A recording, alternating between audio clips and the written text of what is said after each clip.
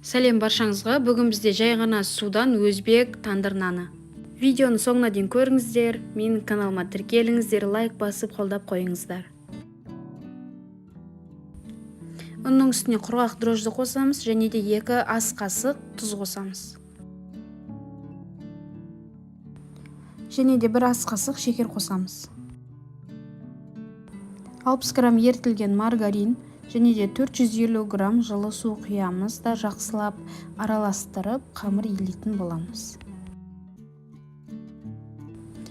Қамыр илеп болған соң жылы жерге 1 сағатқа алып қоямыз. Қамырымыз жақсылап көтеріліп ашыды, енді алып 4-ке бөліп аламыз. Яғни бізден 4 тандыр нан шығады.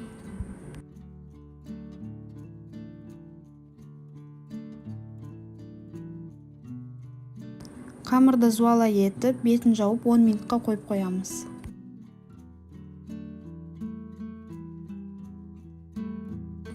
Енді қамырды дәл видеодағыдай жайып, формаға келтіретін боламыз.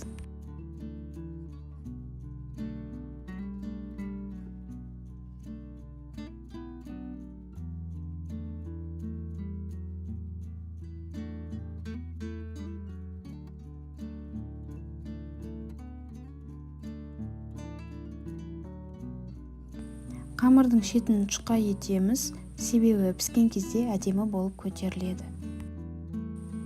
Ортасы көтеріліп кетпеу үшін вилкамен тесіп шықтым.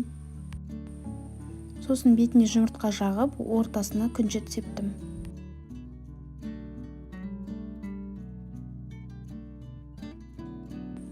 Нанымыз дайын болды. Енді пешке 200 градусқа 15 минутта пісіріп аламыз. Міне біздің тандыр нандарымыз дайын, дәмі өте керемет шықты және де өте жұмсақ болды.